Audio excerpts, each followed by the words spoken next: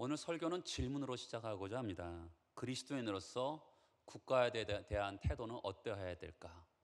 그리스도인으로서 국가에 대한 태도는 어떠해야 될까라는 겁니다. 정치 문제는 사람들을 흥분하게 만들죠.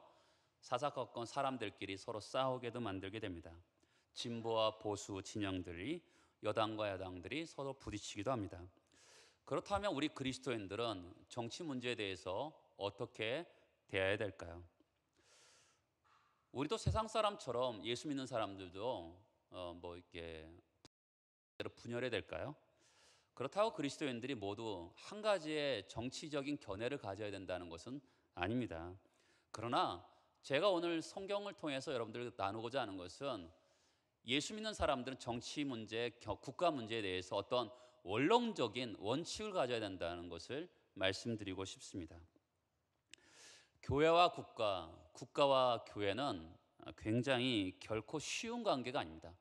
여러분 중세 유럽을 보면 국가가 교회의 지배를 받았습니다. 이것은 안 되는 일이죠. 또한 국가 권력이 교회를 통제해서도 안 되는 것입니다. 교회와 국가는요, 어떤 협력적인 관계이기도 하고 긴장 관계이기도 합니다. 성 어거스틴은 예수 믿는 사람들은 두 국가에 산다고 얘기했습니다. 영적으로 말하면 우리는 하나님 나라의 시민으로서 살아가고 있고요. 또 이 땅에서 삶을 살아가고 있기 때문에 또한 세상 나라의 시민으로 우리가 살아가고 있는 것이죠. 사실 기독교는 국경은 없습니다. 복음이 국경이 없죠. 국경을 넘어서 복음을 전파하기 때문에 기독교는 정확히 말하면 국경이 없는 종교입니다. 그러나 우리는 기독교인으로서 또한 조국이 있습니다. 그러니까 우리는 하나님 나라를 위해서 살아가야 되며 또한 삶의 터전을 제공하는 조국을 위해서 살아가는 것입니다. 3.1 운동을 일어났던 수많은 희생자들은 대부분 예수 믿는 사람들이었습니다. 하나님을 위해 산다는 것이 조국을 위해 산다고 생각했기 때문에 그들은 불같이 일어나서 조국을 위해서 희생할 수 있었던 것이죠. 오늘 본문의 말씀은 우리가 백과사전적으로 어떤 대답을 하고자 하는 것이 아니라 국가와 정치에 대해서 우리는 어떠한 태도를 취해야 되는가, 어떤 반응을 해야 되는가라는 것입니다. 자, 1절에 보면 각 사람은 위에 있는 권세들에게 복종하라 그럽니다. 상당히 친정부적인 발언이기도 합니다. 어떤 분들은 이 말씀에 거부감을 가져줄 수 있죠. 여러분 우리나라 역대 정권에서 어떤 발표를 할 때 이 성경 말씀을 읽으면서 자기의 여러분 복종하세요라고 얘기한 적이 정말 있었습니다. 정말입니다. 굉장히 협박적이죠. 정치는 때로는 선할 때도 있고요. 때로는 독재자나 좋지 않은 정치가에 의해서 정치가 굉장히 부패할 때도 있었습니다. 백성들을 억압하기도 하고요. 때로는 정치인들이 굉장히 부를 축적하고 향락을 할 때도 있습니다. 이로 인해서 언젠가부터는 정치가에 대해서 그렇게 좋은 인상을 갖지 않은 것이 사실입니다. 정치가라고 하면 우리를 보호하는 사람이라는 개념보다는 그렇죠? 정치라는 게 보호의 개념이 있잖아요. 그러나 그런 보호하는 개념보다는 우리를 괴롭히는 사람이라는 그런 개념이 더 많기 때문에 오늘 1절의 말씀에 위에 있는 권세들에게 복종하라 그러면 굉장히 싫어하는 경향이 있습니다. 그러나 오늘 말씀의 기초에서 우리는 접근할 필요가 있는 것이죠. 인간은요, 복종, 순종이라는 것을 이 단어 자체를 좋아하지 않습니다. 타락한 존재이기 때문에 인간은 복종하라, 순종하라, 굴종하라 그러면 반항하게 돼 있습니다. 그러니까 우리 인간들은 저항이라든지 반항이라는 단어를 훨씬 더 좋아합니다. 물론 성경에서는 예외적으로 저항을 합법화하는 경우도 분명히 있습니다. 그러나 오늘 제가 보편적인 원리를 말씀드린다 그랬잖아요. 보편적인 원리에서 오늘은 위에 있는 권세에게 복종하라고 분명하게 성경은 이야기하고 있어요. 왜 그렇게 했을 때일까요? 1절 맨 뒤에 보면 모든 권세는 하나님께서 정하신 것이라고 합니다. 정하셨다라는 거죠. 정하셨다라는 게 뭐냐면 그를 세우셨다라고도 되지만 또한 폐하시는 것도 됩니다. 사울 왕을 그가 겸손할 때는 하나님께서 그를 세우셨습니다. 그러나 그가 교만했을 때는 하나님께서 그를 폐하시기도 하는 것이죠. 모든 권세는 하나님께서 정하셨다고 성경은 분명하게 이야기합니다. 그러면 우리는 질문을 던지게 되어 있습니다. 그럼 하나님, 그 못된 유대인들을 600만 명이나 죽은 히틀러는요, 그리고 김일성, 김정일, 이 사람들도 하나님이 세우셨습니까? 라고 질문을 던질 수 있는 것이죠. 하나님께 사실은 질문보다는 항의하고 싶은 거죠. 하나님, 악한 지도자도 하나님이 세우셨습니까? 라고 항의하고 싶은 것이 우리들의 마음입니다. 신학에서는 하나님의 뜻에 대해서 두 가지 종류로 구분합니다. 첫 번째는요, 하나님의 최선의 뜻이죠. 하나님께서 처음부터 의도하신 뜻, 최선, 이것이 하나님의 뜻이기도 합니다. 두 번째는요, 허락하신 뜻이 있습니다. 허용이죠. 예를 들어서 인간의 타락에 대해서 생각해 보세요. 여러분, 하나님께서 인간의 타락을 계획하셨습니까? 그것이 하나님의 뜻이었습니까? 어떤 학자들도 인간의 타락을 하나님께서 선하신 뜻이었다라고 얘기하는 분은 없습니다. 그런데 이 타락을 하나님께서 허용하신 것이죠. 허용. 저는 히틀러라든지 김일성이라는 사람들을 세우신 것을 본래 하나님의 그 의도라고 생각하지 않습니다. 그런데 그것을 하나님께서 허락하신 거죠. 허용하신 것이죠. 때로는 하나님께서 악을 허용하시면서 선의 중요성을 배우기도 하시고, 불의를 허용하시면서 의를 배우기도 하시는 것입니다. 궁극에서는 하나님께서 역사의 주관자이신 것을 인정하면서 하나님께서 모든 것을 합력하여 선을 이루게 될 것입니다. 이것을 하나님이 허용하신 뜻이라고 해석하는 것이죠. 모든 권세는 하나님께서 세우신 것입니다. 성경은 이렇게 말하죠. 출애굽기에 보면 애굽의 바로를 하나님께서 세우셨다고 합니다. 이스라엘을 정복한 아수르, 유대를 정복한 바벨론을 하나님께서 세우셨다고 분명하게 얘기하고 있습니다. 그들은 이스라엘을, 유다를, 예루살렘 성전을 파괴한 사람들입니다. 그리고 이스라엘 백성들을 자기 나라로 이끌어갔습니다. 그런데 그들을 하나님이 세우셨다고 분명하게 얘기하고 있는 것이죠. 이스라엘 백성들을 다시 본토로 보낸 이 고레스 왕도 하나님께서 세우셨다고 얘기합니다. 이런 성경적인 예를 통해서 볼 때 하나님께서는 선한 왕도 악한 왕도 하나님께서 세우셨다고 합니다. 때로는 악한 왕을 세우셔서 이스라엘 백성들을 심판하십니다. 애굽의 바로를 세우셔서 하나님의 능력과 하나님의 위대함을 세상에 알리셨습니다. 여러분, 이것은 하나님께서 세상의 권세들을 세우셨다, 무엇을 전제로 하는 것이죠? 하나님이 이 세상의 왕이시다라는 것을 전제하고 있는 것이죠. 성경은 큰 그림 속에서 하나님은 왕이시다라는 것을 전제하고 있습니다. 이 세상의 통치자이신 그 하나님께서 모든 세상의 왕들을 정하셨다고 성경은 정치를 그렇게 이야기하고 있는 것입니다. 그럼 세상의 통치자에 대해서 성경은 어떻게 이야기합니까? 자, 4절을 볼까요? 세상의 통치자들을 하나님의 사역자라고 표현하고 있습니다. 하나님의 사역자. 6절에 볼까요? 위에 있는 권세를 하나님의 일꾼으로 보고 있습니다. 이 하나님의 사역자는 헬라어로 왕이라고도 표현할 수 있지만 종이라고도 표현할 수 있습니다. 여러분, 영어로는 이 미니스터로 번역하고 있습니다. 미니스터. 근데 우리나라는 이것을 장관으로 번역하고 있는 것이죠. 장관 하니까 굉장히 누구 위에 군림하는 것처럼 보이잖아요. 성경은 정확하게 하나님의 사역자, 위에 있는 권세를 하나님의 종으로 표현하고 있는 것이죠. 백성을 섬기고 하나님을 섬기고 법으로 백성들을 다스리는 그런 사역자로 표현하고 있습니다. 두 번째, 6절에 보면 하나님의 일꾼으로 표현하고 있는데 하나님의 심부름꾼입니다. 하나님의 말씀대로 실행하는 사람들인 것이죠. 그들이 겸손한 위치에서 행해야 되는 것을 이야기합니다. 하나님의 사역자, 하나님의 종, 하나님의 일꾼, 하나님을 섬기는 사람, 하나님의 말씀으로 세상을 섬기는 사람으로 분명하게 그들의 위치를 분명하게 말씀하고 있는 것이죠. 그렇다면 그들에게 주신 권세를 가지고 그들은 무엇을 해야 될까요? 그들에게 하나님께서 그 권세를 가지고 어떤 순기능을 행하게 하실까요? 3절과 4절을 보겠습니다. 같이 한번 읽어보겠습니다.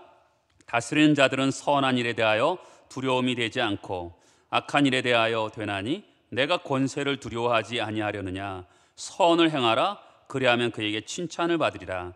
그는 하나님의 사역자가 되어 내게 선을 베푸는 자니라. 그러나 내가 악을 행하거든 두려워하라. 그가 공연히 칼을 가지지 아니하였으니 곧 하나님의 사역자가 되어 악을 행하는 자에게 진노하심을 따라 보응하는 자니라. 여러분, 여기서 가장 많이 나오는 단어가, 핵심 단어가 뭐죠? 선과 악입니다. 하나님께 주신 그 권세를 가지고 사람들이 선을 행할 때 칭찬을 하는 것입니다. 근데 그 사람들이 악을 행할 때 보응하는 것이죠. 이것이 하나님께서 주신 권세를 가지고 그들이 행하는 순기능입니다. 그들이 칼을 가지고, 공권력을 가지고 악을 행하는 자에게 보응하는 것이죠. 여러분 생각해 보세요. 권세가 없는 세상을 생각해 보세요. 누군가가 어느 집에 힘이 센 사람이 집을 침입해서 거기서 물건을 가져가도 아무도 그들을 제어할 수 없는 세상. 세상에 비싼 승용차를 훔쳐가도 누구도 처벌하지 않는 세상. 상점을 털고 사람을 죽여도 누군가 해를 끼쳐도 보호하거나 안전할 수 있는 세상을 만들 수 없는 세상. 무정부죠. 여러분, 정부가 없다 그러면 어떤 보호와 보응을 할 수 없는 것입니다. 이 권세를 가지고, 하나님께서 위해 주신 권세를 가지고 그들은 하나님의 사역자로서, 하나님의 일꾼으로서 이 세상을 안전하게 다스리는 것입니다. 우리 보통 정치를 싫어하지만 여러분, 창세기 1장 28절에 보면 생육하고 번성하고 땅에 충만하라. 이것을 맨데이트, 문화명령이라 그럽니다. 문화명령 속에서는 정치가 있는 거예요. 여러분, 우리는 정치라는 것은 두 명만 있어도 정치를 하는 겁니다. 누군가 질서를 잡게 되고, 누군가는 보호를 해야 되고, 누군가는 보응을 해야 되는 것이 정치입니다. 교회도 정치가 있는 거예요. 서로 간에 보호하고 어떨 때는 잘못될 때는 보응하고 하면서 정치를 하는 것이 교회입니다. 가정에서도 정치가 있는 거예요. 그러니까 정치가 나쁜 게 아닙니다. 하나님께서 이 세상을 다스리라고 하면서 우리를 정치적인 동물로 만들어 놓으신 것이죠. 그런데 그 정치를 통해서 권세를 가지고 어떻게 합니까? 선에 대해서는 장려를 하고 칭찬하고 악에 대해서는 징벌을 하면서 안전한 세상을 만드는 것이 위에 있는 권세를 가지고 행하는 것입니다. 그러면 백성의 의무는 뭘까요? 7절을 보겠습니다. 같이 한번 읽어보겠습니다. 모든 자에게 줄 것을 주되 조세를 받을 자에게 조세를 바치고 관세를 받을 자에게 관세를 바치고 두려워할 자를 두려워하며 존경할 자를 존경하라. 이 로마서는 로마에 사는 기독교인 유대인들에게 쓴 편지입니다. 근데 그 당시에 유대인 전체 유대인들은 로마 정부를 인정하지 않았습니다. 하나님만이 왕이시고 로마의 지도자들을 인정하지 않았습니다. 그래서 유대인들 중에서 로마 정부에 세금을 바친다든지 그런 사람들 집을 급습해서 불을 지르거나 아주 그 집을 굉장히 사람들을 죽여버리는 일이 빈번하게 있었습니다. 그러면 그 당시 예수 믿는 유대인들은 과연 이때 어떻게 되냐라는 혼란에 빠졌던 것이죠. 그것에 대해서 사도 바울은 조세와 관세를 내라고 분명하게 얘기하고 있습니다. 조세라는 것은 지금으로 빠지하면 재산세를 얘기합니다. 이 관세라는 것은 여러분 상품에 부가가치세를 내잖아요. 그 관세를 얘기하는 거죠. 조세와 관세를 분명하게 내라고 얘기합니다. 여러분 국가는 어떻게 유지됩니까? 세금을 가지고 유지됩니다. 세금을 갖고 뭐 하죠? 도로도 만들고 철도도 만들고 또한 항만도 만듭니다. 다리도 만드는 것이죠. 또 이 세금을 가지고 뭐 합니까? 부의 분배를 하죠. 부자한테 걷어서 가난한 사람들에게 좀 나눠주기도 합니다. 그렇죠? 세금 안에서는 분배와 유통의 개념이 들어있는 것이죠. 또한 우리가 아이들이 요즘에 학교에서 무상교육을 거의 많이 받잖아요. 그 세금으로 하는 것이고 어떤 사람들은 연금을 받기도 하고 아플 때 병원에서 혜택을 받기도 합니다. 그런데 사람들은 국가에서 혜택을 받기만 원하지 세금을 내려고 하지 않는 경향이 있습니다. 세금을 정직하게 내는 것이죠. 세금을 잘 내는 것이 손해가 아닙니다. 여러분 LA 폭동 사건 꽤 오래전 사건인데 기억하시죠? 그때 LA에 있는 유대인 흑인들이 한국 상점들을 파괴했습니다. 별로 한인들이 흑인들과 좋은 관계를 유지하지 못했던 이유입니다. 폭동 사태 이후에 피해자들을 보상해 주기로 정부가 결정을 했습니다. 이 사람들이 피해액을 많이 부풀려 갖고 제출을 하게 되었습니다. 그래서 정부에서 어떻게 하냐면 그동안에 세금을 낸 거를 가지고 주기로 결정을 합니다. 그동안 정직하게 세금을 낸 사람은 어떻게 되죠? 그대로 전액 보상을 다 받습니다. 그런데 세금을 적게 내거나 속여서 낸 사람들은 전혀 보상을 못 받는 일이 발생했죠. 우리 코로나 시기에도 그렇잖아요. 코로나 시기에도 국가에서 어떤 기준을 가지고 보상을 해줍니까? 그동안에 냈던 세금을 가지고 하는 거죠. 그렇죠? 그런 것처럼 기독교인들에게 이런 좋은 교훈을 줍니다. 세금을 낼 때 정직하게 내야 된다라는 것을 우리에게 분명하게 말씀해 주고 있는 것이죠. 그런데 문제가 있습니다. 칼을 갖고 법을 집행하는 정부가 선을 행해야 되는데 악을 행할 때의 문제입니다. 그때 기독교인들은 어떻게 해야 될까요? 여기에 기독교인의 딜레마가 있습니다. 역사적인 정황에서 기독교인들은 이런 정부가 선을 행하지 않고 권세를 가지고 악을 행할 때 어떻게 했냐면 이렇게 표현합니다. 시민 불복종 원리라는 표현을 쓰고 있습니다. 기독교인들의 신앙의 선배들은 정부가 악을 행할 때 시민 불복종을 했던 경향이 있습니다. 성경에도 이런 원리가 있는 것이죠. 시민 불복종의 원리 첫 번째는 더 높은 권세이신 하나님께 복종하기 위해서 시민 불복종을 하는 것입니다. 성경에도 이런 내용이 있죠. 바로가 이스라엘 백성들의 남자아이들을 태어나자마자 죽이기 위해서 산파들에게 명령을 하죠. 아들이 태어나면 죽이라고 얘기하죠. 그런데 산파들이 순종하지 않았습니다. 하나님을 두려워하는 마음으로 순종하지 않았던 것이죠. 하나님께서 그 산파들을 복을 내리십니다. 다니엘과 세 친구의 이야기 아시죠? 다니엘과 세 친구가 산의 진미의 음식인 왕의 음식을 거절을 합니다. 그리고 우상 숭배를 거절하고 그리고 기도를 하지 말라는 것을 거절을 합니다. 그러나 하나님께서 그들을 책망하지 않으시고 그들에게 더 큰 은혜와 복을 내리십니다. 베드로와 다른 사도들도 사내들인 공회에서, 정부죠, 사내들인 공회에서 복음 전파를 금지했습니다. 이때 베드로와 사도들이 대답하여 이르되 사람보다 하나님께 순종하는 것이 마땅하니라 하면서 복음 전파를 금지하는 국가 정책에 대해서 철저하게 거부하는 모습을 보게 됩니다. 국가기관이 명백하게 하나님의 뜻에 어긋나는 것을 요구했기 때문에 그렇습니다. 사도들의 태도는 교회가 하나님의 뜻을 거역하는 정부의 명령에 무조건 순종할 필요가 없다는 것을 분명히 보여주는 것입니다. 더 크신 하나님의 명령 앞에 양심에 따라 노라고 할 수 있는 것이죠. 시민 불복종의 첫 번째 원리는 더 높으신 하나님의 그 뜻에 순응하기 위해서 눈앞에 보이는 권세자들의 요구에 명령을 향해서 아니오라고 선언할 수 있는 것입니다. 이것이 시민 불복종 원리의 첫 번째인 것이죠. 시민 불복종 원리의 두 번째는 하나의 전제가 있습니다. 폭력이 배제되는 것이죠. 기독교 윤리의 대강령 중에 한 가지가 뭐냐면 목적을 위해서 수단과 방법을 가차없이 아무거나 사용할 수 있다. 이건 없습니다. 목적을 위해서도 수단과 방법이 정당해야 된다고 분명하게 이야기하는 것이죠. 마하트마 간디가 산상수훈의 교훈을 따라서 비폭력주의 운동을 합니다. 마틴 루터 킹 목사님이 비폭력 운동을 하죠. 예수께서 칼을 가지고 하지 않으면 칼로 망한다고 분명하게 말씀합니다. 신자가 꿈꾸는 방식은요, 십자가의 방식입니다.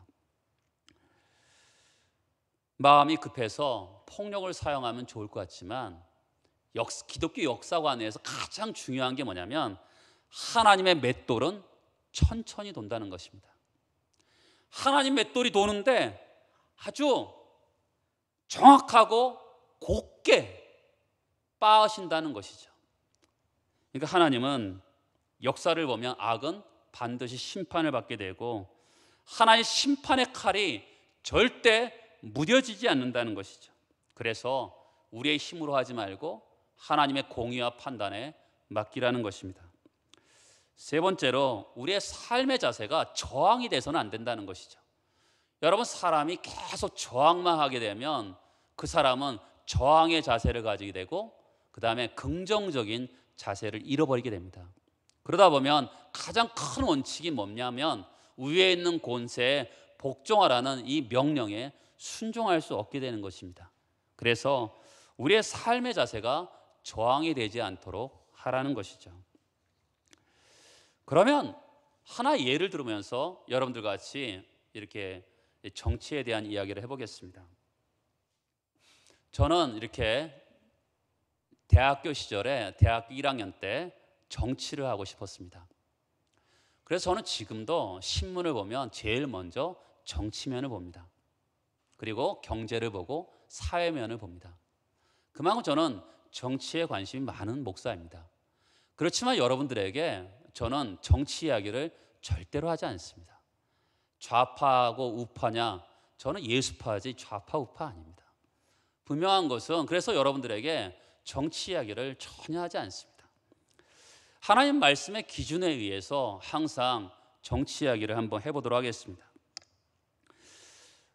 아놀드 클링이라는 사람이 정치의 세 가지 언어, 이것을 정치를 보수, 진보, 자유로 봤습니다. 그중에 진보와 보수만 이야기한다면 보수는 사회를 지탱하는 어떤 도덕적인 가치와 전통을 중시합니다. 우리나라도 그렇게 보면 됩니다. 어떤 사회적인 전통, 가치를 중요시 여깁니다. 진보는 사회적인 약자를 중시합니다.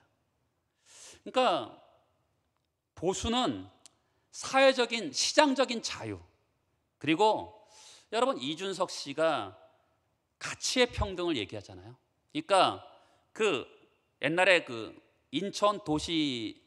인천공항공사에서 사람들을 이렇게 정직원으로 뽑았어요. 그때 청년들이 막 들고 일어났습니다. 기회 평등을 박탈했다는 것이죠. 그게 보수적인 관점입니다. 근데 진보는 사회적인 약자를 더 신경 쓰는 면이 있습니다. 그래서 진보가 이야기하면 꼭 자본주의를 반대하는, 꼭 사회주의를 포명하는 것 같은 그런 느낌을 받을 때가 있는 것이죠. 그러면 그리스도인들은 진보냐 자유냐 아니 보수냐라는 것이죠. C.S. 루이스의 순전한 기독교에서 보면 기독교인들은 진보도 보수도 아니고 제3의 길을 간다고 얘기합니다. 우리는 제3의 길을 가는 사람들입니다. 어느 누구도 진보와 보수가 아니라 제3의 길, 성경이 제시하는 그 길을 가는 사람들이 우리 예수 믿는 사람들인 것이죠. 예수 믿는 사람들은 진영 논리에 빠져서는 안 됩니다.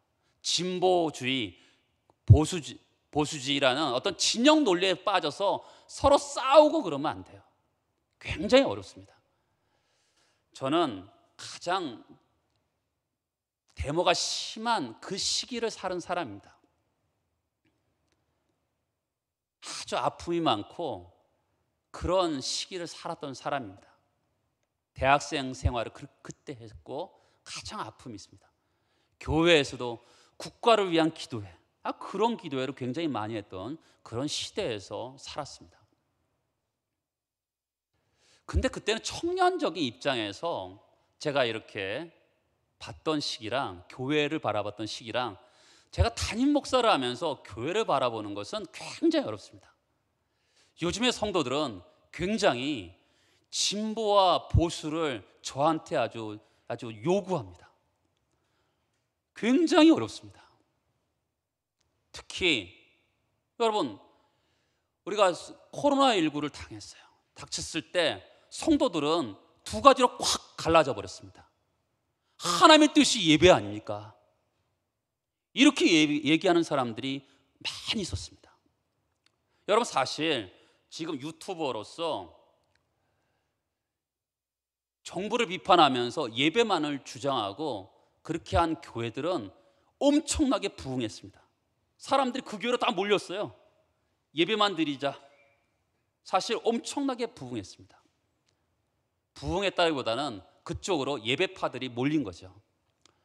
또 한 면에서는 저희 교회 성도들이 이렇게 보면 어떤 분들은 국가 정책에 따라야 된다고 얘기합니다. 어느 게 옳습니까? 여러분, 어느 게 옳을까요? 저희가 굉장히 어렵습니다. 여러분, 분명히 오늘 성경은 위에 있는 권세에 복종하라고 얘기하고 있습니다. 그러면 국가 정책에 분명히 따라줘야 되는 것이죠. 그렇죠? 예배를 잠깐 멈춰야 될 때 멈춰야 되고 국가 정책에 따라줘야 되는 것이 이 원리에 맞습니다. 또 한 면에서는 하나님을 예배하라, 이것도 맞는 것이죠. 제가 중간에 껴서 저 나름대로 저는 교회를 살리는 방법으로, 그리고 성도들을 다치지 않게 하는 방법으로 교회를 이끌어갈 수밖에 없는 거예요. 저의 어떤 원칙이 아니라 교회를 살리는 방법으로 그것을 이끌어갈 때 굉장히 어렵습니다. 성도들의 저에게 요구하는 것은 뭐예요? 어떤 정치적인 견해를 가지고 저한테 얘기하는 겁니다. 그들은 성경을 가지고 얘기하는 면도 있지만 어떤 정치적인 견해를 가지고 있기 때문에 제가 굉장히 어렵습니다. 그러니까 이 교회를 지켜나간다는 것이 코로나 시기에 아주 어깨가 무겁다는 것을 제가 새삼 느끼면서 이렇게 살아갑니다. 여러분, 만약에 보수가 시장의 자유와 기회 평등을 보장하기 위해서 자본주의를 강화해요. 막대한 자본을 가지고 기업의 횡포가 일어납니다. 그러면 경제를 살리려면 어쩔 수 없이, 그거 아니죠. 하나님이 기뻐하시지 않는다고 얘기하는 것이죠. 여러분, 구약 성경을 잘 보세요. 구약 성경에 보면 약자들을 억압하고 착취하는 사람들에 대해서 선지자들이 책망을 합니다. 나라가 왜 망한 줄 아십니까? 유대와 이스라엘이 왜 망하냐면 약자들을 착취하고 핍박했기 때문에 망하는 것이라고 구약 성경이 분명히 말하고 하고 있는 것이죠. 우리가 보수가 기업을 살리기 위해서는 어쩔 수 없지라고 할 때 아니다라고 얘기해야 되는 것이죠. 아니다. 성경은 약자들을 돌봐야 되는 것이라고 분명하게 얘기했다고 얘기해야 되는 것이죠. 또한 요즘엔 낙태 문제가 심각합니다. 여러분, 미국의 대통령 선거를 잘 보세요. 미국의 대통령 선거에 보면 낙태 찬성과 반대로 계속적으로 그 나라가 대통령 선거 때마다 나오는 것을 아십니까? 근데 우리는 한 해에 100만 명의 낙태가 있습니다. 하루에 3,000명 정도가 낙태를 하고 있는데 사실 그 여성의 신체를 보호하는 면에서 낙태를 찬성해야 되는 부분도 논리적으로는 분명히 있습니다. 논리적으로 분명히 있어요. 근데 기독교적인 입장에서는 낙태를 반대해야 되는 것입니다. 왜냐하면 하나님의 생명이 그 안에 있기 때문에, 하나님의 형상을 닮은 그 생명이 있기 때문에 낙태를 반대하는 것이 맞는 것입니다. 또한 성소수자의 문제가 있습니다. 다수의 사회적 편견으로 오해를 받는 약자이기 때문에 보호를 해야 된다는 것이에요. 그러나 성경 어디에서도 동성애를 찬성하는 경우는 없습니다. 동성애에 대해서 정확히 죄라고 얘기하는 것이죠. 제가 설교 시간에 얘기 안 했지만 광고 시간에 제가 신문을 들고 여러분들에게 동성애를 찬성하는 이 법안을 반대해야 된다고 제가 몇 번이나 여러분들에게 얘기했습니다. 여러분, 아닌 것은 아니라고 얘기해야 되는 것이죠. 이렇게 기독교인들 중에서는 이렇게 얘기할 수도 있습니다. 성소수자, 얼마도 안 되는 사람들인데 그 사람들을 인정해 주자라는 사람들도 분명히 있습니다. 근데 성이라는 것을 결정권이 국가에 있는 것이거든요. 국가에서 그것을 결정해서 성을 가진 사람들에게 막대한 영향을 끼치게 되면 이 국가는 혼란에 빠지게 되는 것입니다. 우리는 유교적인 입장에서 이 동성애를 반대하는 것도 아닙니다.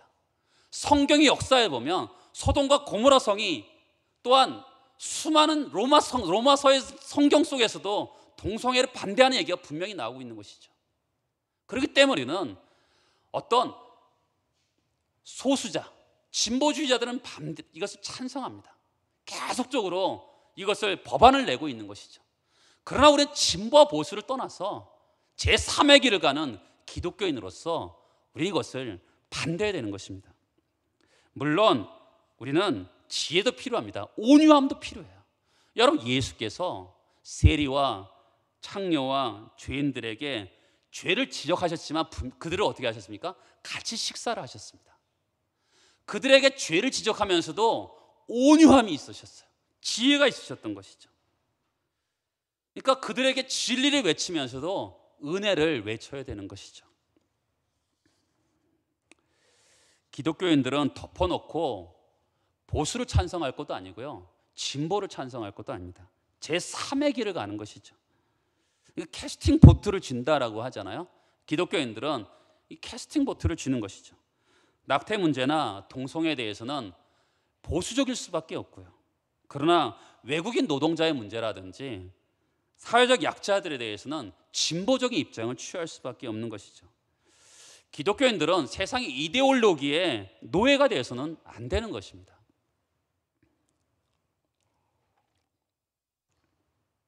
또한 소위 말해서 신령한 그리스도인이 되면 이 사회에 대해서 무관심한 분들이 꽤 많습니다. 신앙이 좋은 사람일수록 역사와 사회에서 도피하는 경향이 굉장히 많습니다. 그러나 그것은 정당하지 않습니다.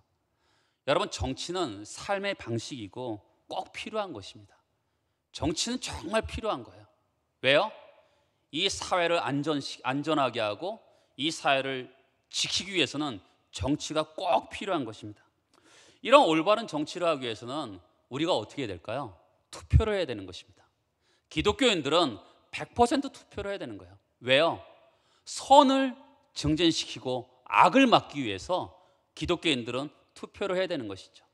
기도하면서, 제가 누구 찍으라고 얘기한 적 없잖아요. 각자 기도하면서 자기의 가치관과 자기의 판단에 의해서 꼭 투표를 하는 것입니다. 그러면서 이 사회를 하나님이 원하시는 사회로 만들어가는 것이죠. 누가 만들었겠어요? 우리의 투표 하나로 만들어가는 것이죠. 우리가 할 일은 지도자를 위해서 기도하는 것입니다. 디모데전서 2장에 보면 모든 경건과 단정함으로 고요하고 평안한 생활을 하기 위해서 높은 지위에 있는 사람들을 위해서 기도하라고 얘기하고 있습니다. 왜 기도해요? 모두가 고요하고 평안한 생활을 하기 위해서 기도하는 것입니다. 여러분, 우리는 공동체에 살고 있습니다. 대한민국이라는 공동체에 살고 있어요. 이 공동체가 평안하고 또한 고요하기 위해서는 우리가 뽑는 지도자가 정말 올바른 지도자를 위해서 뽑아야 되는 것이죠. 그를 위해서는 기도해야 되죠. 그리고 또한 그들이 선택을 하잖아요. 지도자 뽑았어요. 그들이 어떤 결정을 내려야 되는데 그 결정 하나하나에 하나님이 개입하시도록, 우리가 그 하나님을 믿잖아요. 온 역사를 주관하신 하나님이라는 것을 우리가 분명히 믿잖아요. 그렇기 때문에 그 하나님을 향해서 지도자들에게 복을 내려달라고, 올바른 지혜를 달라고 분명하게 기도해야 됩니다. 왜요? 그들이 잘못된 선택을 하면 우리가 혼란에 빠지게 돼 있습니다. 같은 공동체이기 때문에 그들이 잘못된 결정을 하면 굉장한 어려움에 닥치게 되는 것이죠. 여러분, 나라를 사랑하시잖아요. 민족을 사랑하시잖아요. 그렇기 때문에 지도자를 위해서 기도해야 되는 것이죠. 국가와 정치에 대해서 성경적인 관점에서 참여하시기 바랍니다. 우리가 사는 사회가 정의가 물같이, 공의가 강물같이 흐르는 사회가 될 수 있도록 함께 기도하시면서 노력하면 좋겠습니다. 기도하시겠습니다.